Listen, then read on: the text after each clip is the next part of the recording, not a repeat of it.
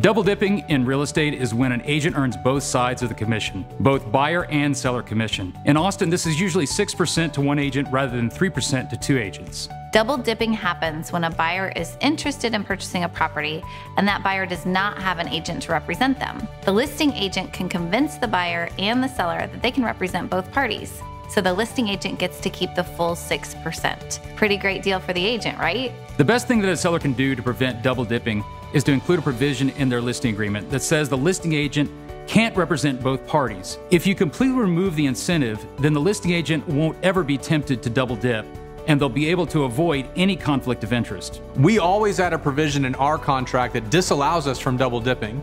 If an unrepresented buyer wants to buy your property, we will assign the buyer to an agent in our office who will work for 1%, and you'll then receive a 2% discount.